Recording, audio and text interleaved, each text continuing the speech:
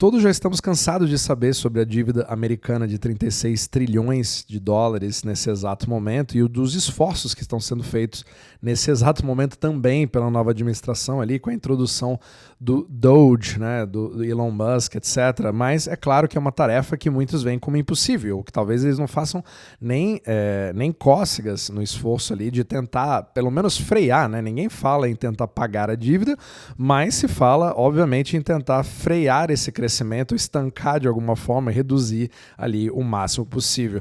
Mas é tão interessante o que está acontecendo nesse exato momento, principalmente nas últimas semanas, porque são tantas coisas que estão acontecendo ao mesmo tempo que fica ultimamente está sendo difícil fazer esse podcast para escolher determinados temas. Então eu tentei juntar aqui 6 medidas que poderiam ser considerados ali como, pelo menos, as armas ou as bombas que o Trump pretende usar para atacar essa dívida americana, nem que seja da boca para fora ou etc, ou pelo menos a estratégia compartilhada. Mas quando ele compartilha, para quem já conhece bem o Trump, inclusive dos livros que ele já fez sobre negociação, ele não gosta de entrar para perder, então ele quer entrar para ganhar, e o Elon Musk tem exatamente o mesmo tipo de mindset do Trump. Então vai ser muito interessante ver o que vai acontecer. Então eu separei 6 formas que são as que já foram ditas e que já chocaram várias pessoas, estão criando várias discussões na mídia e também nas redes sociais.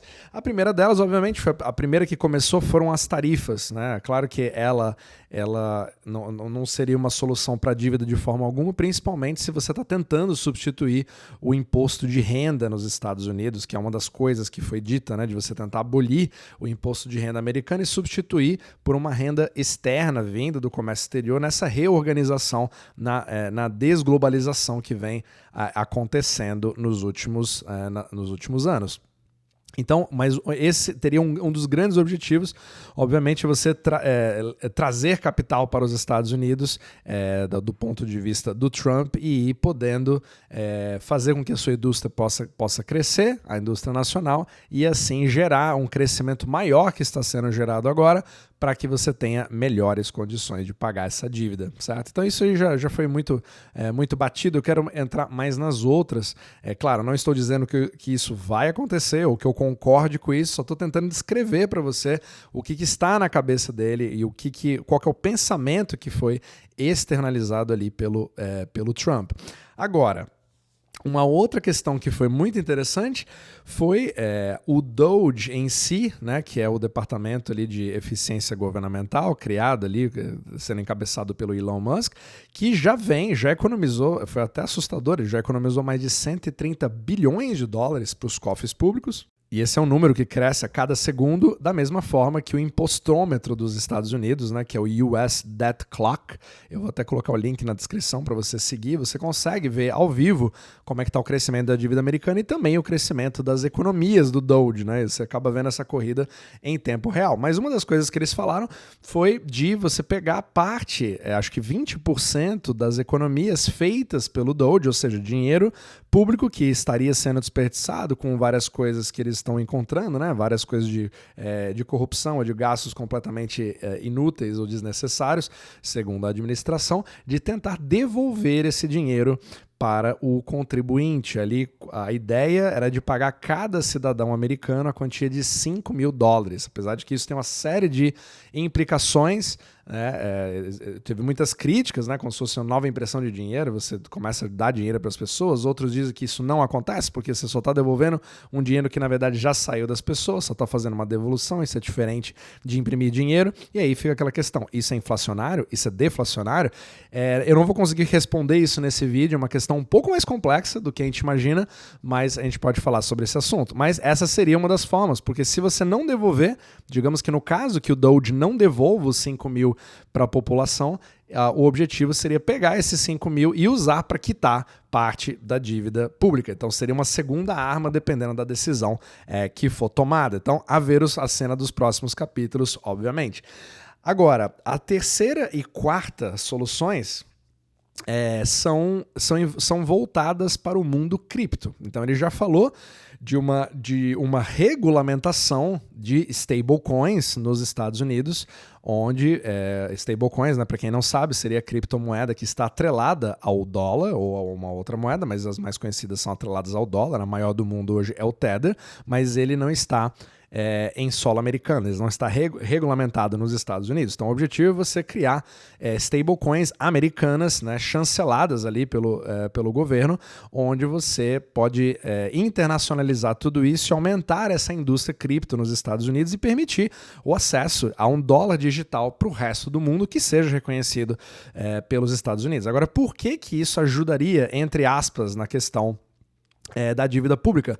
Porque você precisa fazer a compra de bonds para isso, né? Você precisa financiar os Estados Unidos quando você compra uma stablecoin, por definição. É uma forma de capitalização. Isso não é uma coisa direta, você não está pagando a dívida, quitando, mas você está dando mais dinheiro para o Tesouro americano poder, obviamente, definir o que ele vai fazer com esse dinheiro, captando justamente pelos próprios bonds já emitidos no mercado secundário. Ou seja, por definição, né, a adoção de hoje, que já acontece inclusive com o Tether, mesmo não sendo regulamentado, quando você compra hoje uma stablecoin, você está indiretamente financiando o governo americano. Então muitos pensam, né, das criptos sendo uma coisa fora do sistema, mas stablecoin é a coisa mais dentro do sistema possível. E com certeza o próprio Bitcoin e a ação de preços do Bitcoin em volume também depende bastante das stablecoins. São dois que andam muito em conjunto. Então tudo isso tem a ver, de uma forma indiretamente, você também está fazendo essa compra, porque é o lastro que é dado a uma stablecoin para que você possa manter esse lastro de troca, essa relação 1 para 1. Não, se eu quiser sair, eu vendo a minha stablecoin, posso ter $1 de volta e quando eu entro, obviamente, eu consigo manter essa paridade. E isso, obviamente, seria uma das formas de você captar ali trilhões de dólares a mais de um mercado que não tem nenhuma regulamentação, inclusive o próprio Michael Saylor, hoje o maior detentor privado, né, de Bitcoin público ali do mundo, ele diz que isso poderia revolucionar os Estados Unidos para ser o número 1 nessa questão de cripto. Mas é claro, precisa ver exatamente a cena dos próximos capítulos. Agora vamos para o número 4. Uma outra coisa que foi muito interessante foi a questão, pelo menos uma das ideias que foi até falada pelo Michael Saylor, conversando ali com pessoas do governo americano, que estão lidando com isso nesse exato momento, seria a reserva estratégica de Bitcoin, que até hoje não tem uma clareza específica se vai acontecer, se não vai. Eles ainda estão estudando sobre esse assunto nesse exato momento, mas a ideia seria que aos Estados Unidos usufruírem da sua potência como econômica para já comprarem Bitcoin e colocarem na sua reserva, ou já usar a reserva já existente, que hoje 100% de todo o Bitcoin detido pelos Estados Unidos são de confisco, né, de crimes específicos, tal. Acho que tem 200 mil, se não me engano, hoje em reserva, mas eles poderiam comprar muito mais, talvez 3, 4, 5 milhões deles. Lembrando, só existem 21 milhões de Bitcoins que serão criados, né, até 2140, segundo o blockchain.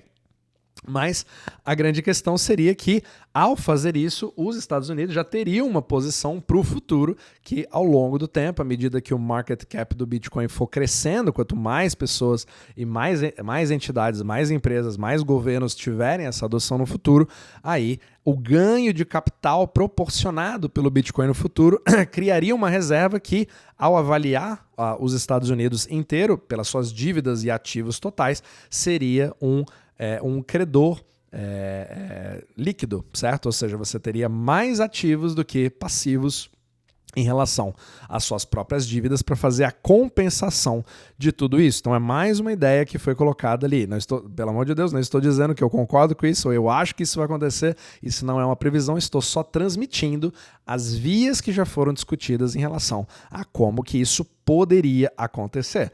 E aí vamos para o quinto, que seria a questão dos próprios bonds americanos, os títulos da dívida pública americana, que seriam uma criação de uma nova modalidade de títulos, que se você deve para alguém, uma das formas de você negociar a sua dívida é de você esticar o prazo dela, certo? Quem faz isso sabe, principalmente num modelo de monetário, digamos assim, que o dinheiro desvaloriza ao longo do tempo, né? Todo fiat money, né? Todo o fiat currency, todas as moedas fiduciárias, elas tendem a perder valor ao longo do tempo, pela impressão, etc., crescimento de M2, ou seja, quanto maior for o seu prazo, mais barata será a moeda futura a ser paga, porque afinal de contas você deve em dólares, mesmo que eles sejam mais fracos no futuro. Então, esticando, os Estados Unidos criariam um bond de 100 anos, né, que não existe hoje, o máximo hoje são 30 anos, você esticaria isso para 100,